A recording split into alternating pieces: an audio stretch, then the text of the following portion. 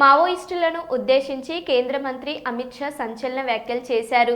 Cease fire పేరుతో గందరగోళం సృష్టించాలని మావోయిస్టులు లెటర్ సర్క్యులేట్ చేశారు. సీజ్ ఫైర్ డిక్లేర్ చేస్తే సరెండర్ అవుతాం అంటున్నారు. అలాంటిది ఏమీ ఉండదు, మీరు ఆయుధాలు వదిలేయండి, పోలీసులు ఒక బుల్లెట్ కూడా పేల్చరు. మావోయిస్టులను రక్షించాలని సిపిఐ, సిపిఎం ఎందుకు చూస్తున్నాయి? ఎన్జిఓలు ఎందుకు గిరిజన ప్రజల హక్కుల కోసం, ట్రైబల్ విక్టిమ్స్ కోసం పోరాడవని ప్రశ్నించారు. भ्रांति फैलाने के लिए पत्र लीक कर दिया गया कि अब तक जो हुआ वो गलती हो गई है, अब सीज फायर कर दिया जाए और हम सरेंडर करना चाहते हैं। कोई सीज फायर नहीं होगा।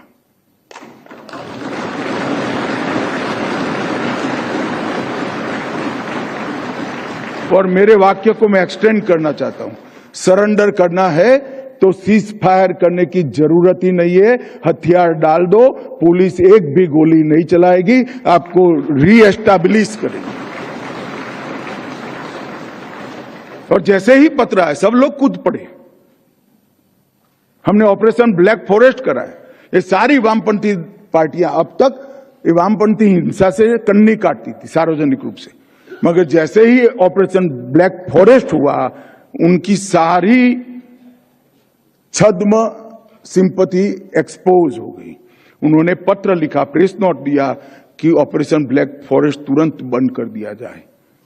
वामपंथी राजनीतिक रजिस्टर्ड दलों ने प्रेस नोट दिया, सीपीआई और सीपीआईएम ने दिया है। क्यों भाई, क्यों बचाना है उनको?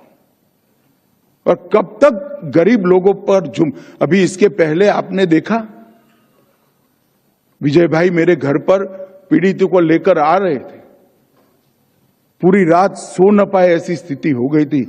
किसी बच्ची का पैर उड़ गया, किसी किसान का पैर उड़ गया, किसी का मां बाप दोनों मर गया। कौन जिम्मेदार है इसके लिए? वो भी तो ट्राइबल है।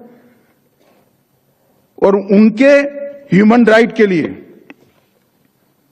क्यों एनजीओ आगे नहीं आते हैं?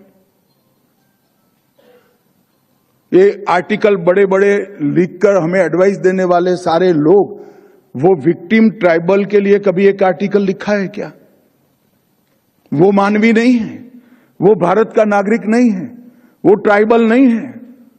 इसकी चिंता क्यों नहीं होती है? आपकी सिंपैथी और संवेदना इतनी सिलेक्टिव क्यों है? मैं पूछना चाहता हूं सारे लोगों को कि आपकी सिंपैथी क्यों सिलेक्टिव है? ये विक्टिमों के प्रति क्यों नहीं है? और मित्रों, मैं विकास का भी बात करना चाहता हूं। लगभग 2014 से 24 में ये जवाब है उन लोगों को जो कह रहे हैं विकास के कारण वामपंथी उग्रवाद चालू हुआ था।